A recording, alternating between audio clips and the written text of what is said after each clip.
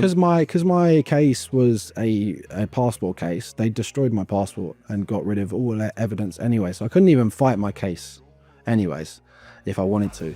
But I knew I wouldn't fight 21 years. Because I mean, if you get not guilty on that, then you're going to get 20 years. So as soon as I heard that they were like, if I go guilty, I'm going to get just one, I took it straight away, you know? And because they destroyed my passport, I'd got a emergency passport, like the blue British one, which got made for me, delivered, and then I got transferred to the airport in like a police bus, and I was put on the plane with handcuffs, and the handcuffs got taken off. Even though you're released? Yeah.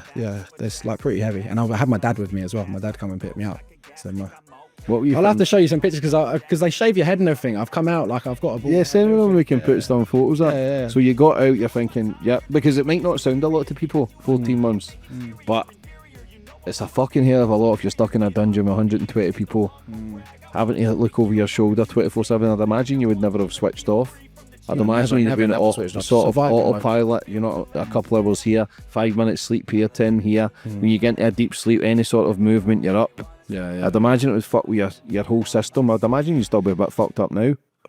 People do say like, why are you like all right? And I don't really have an explanation for that. I just feel like I'm just a different sort of person. Like I feel like it's affected me a little bit, but I'm still Oliver, you know. I'm still myself. I'm still the same person. I've seen people go in there and lose their entire identity, either from drugs or that the hospital give you drugs. So if you're acting up too much, you can kind of be signed on to the only thing I'd describe it as like a zombie injection. So even a Thai or a foreigner can get this. I see like a Turkish guy get it, and because he was always like crashing out on the guards, refusing to go to the room. One day they took him to the hospital and he came back and he can't speak anymore. He's like a monk.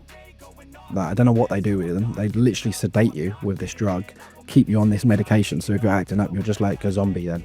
So then his sentence, he like smashed up a hotel room and refused to pay the fine. So then he got like a year in jail. And pretty much for his whole year, because he even went to, I didn't know him in Bangkok Remand, but when I got transferred to Thonburi, that's when I met him. And there was a few people in his wing who told me that he'd had the injection, and that's why he was like disabled. Did they become a bigger target then for the rapists? I don't know, because I wasn't with him in Bangkok Remand because he was in a different den, but in Thonburi it was a whole different setup. There was not really things like that. The only problem you would have in the Thonburi prison is the prison guards. They were the biggest threat because they would literally take you to near death.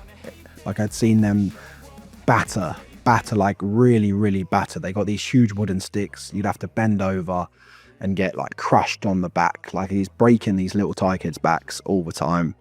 I mean, people like there was like a huge things on Facebook as well, like of like families in Thailand complaining about the prison I was in because of the guards are just like putting prisoners in the hospital like for nothing. They come in all drunk and they just take it out on the guard. They take it out on the prisoners. I'd imagine they kill a lot of prisoners there now. Yeah, I mean that's what I'm saying. Like I've seen people pretty much die, and I'm sure they died, innit? But I can't say like 100% he was dead. I mean, he's on the floor, he's like smashed his head there, or that there was a guy who got like stabbed in the neck.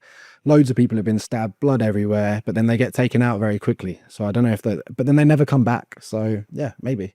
What was it like getting out and seeing your dad? Was your dad outside the prison or was he in prison with you? He was waiting outside the prison for me. And at one point I thought I was just going to be released back into Thailand. And I had this like vision of going partying with my dad back in Bangkok and sorting out